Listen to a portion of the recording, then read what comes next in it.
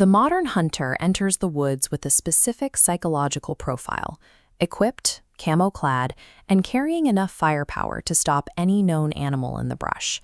They move through the trees under the absolute assumption that they dictate the terms of survival. To them, the rifle isn't just a tool, it's a guarantee they are the apex predator. But look at markers like the Pennsylvania state game lands. These aren't managed parks or community forests. They are massive voids where civilization simply stops. Once you cross this line, you are operating in a space that is effectively unpoliced and entirely detached from the safety of the grid. When you strip away the social contract, you create a vacuum. In the deep woods, the rules of polite society evaporate, creating a territory that naturally attracts things and people that cannot exist anywhere else. We are going to examine 3 verified case studies of hunters who walked into the woods expecting total control, only to discover that they were being tracked by things they weren't prepared to handle. The deepest terror of the wilderness isn't the fear of getting lost. It's the sudden, chilling clarity that you were never the one in control of the hunt. While hunting a 70-acre private lease in Pennsylvania, a solo hunter noticed a spatial anomaly, a weathered ladder stand that hadn't been there the weekend before. In the fresh dusting of snow, there were no exit prints, just a single set of tracks leading straight to its base. The math of the snow was terrifying. Because there were no tracks leading away, the logic was inescapable. The person who made those prints never left.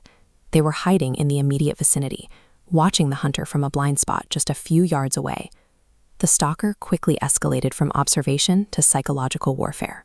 When the hunter returned to his stand later, he found his backpack unzipped and his gear, including his knife and arrows, laid out neatly in the snow like an inventory. Along the trail, markers made of orange vest material were tied to branches, leading to the carcasses of small animals hung by wire. The encounter ended with a direct threat.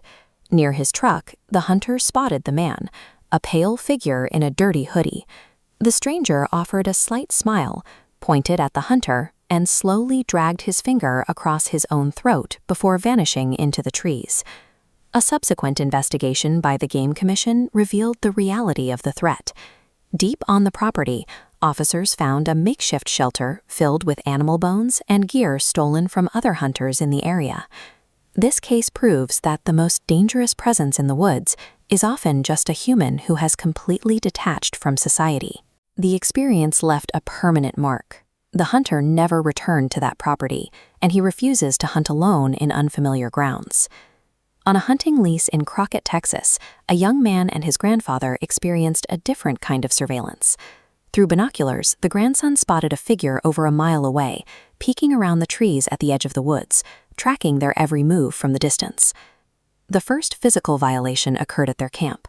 After leaving a harvested deer hanging to run into town for supplies, they returned to find the animal's body covered in massive claw and bite marks, wounds that didn't match any typical predator in the area. Attempting to flush out what they assumed were coyotes, the men went on a night hunt. They found a coyote standing over the carcass, but it wasn't scavenging. It was visibly terrified. It looked as though the coyote itself was actually fleeing from a much larger, more aggressive apex predator.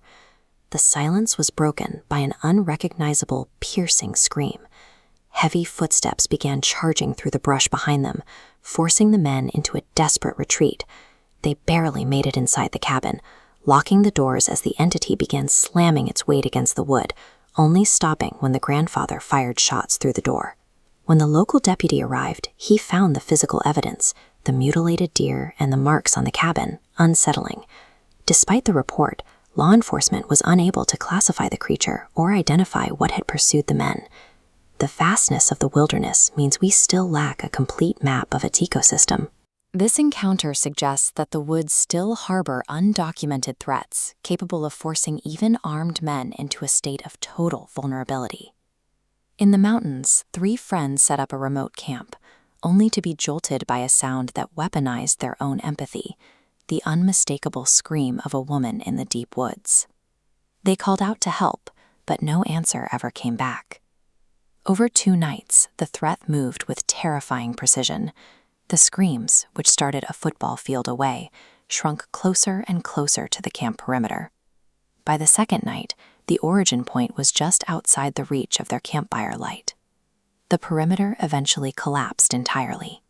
In the pitch blackness, the men heard something running fast and hard between their tents, dragging an object along the fabric. Then a final scream exploded from the very center of their campsite, followed by the sound of something tearing off into the woods. The hunters were left in a state of psychological paralysis, unable to tell if it was an animal, a deranged mimic, or a human victim. Even months later, one survivor describes waking up in a cold sweat from a recurring nightmare of the woman he chose to hide from.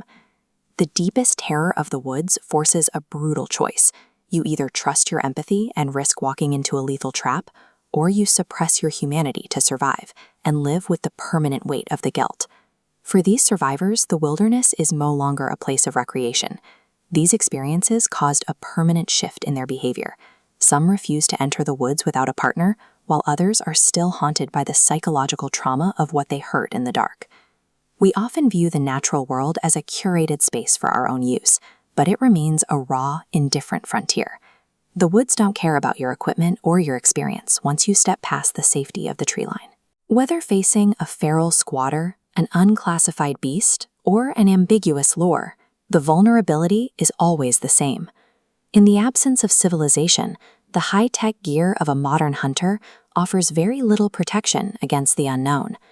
The mandate for survival is simple: trust your primal instincts over your ego.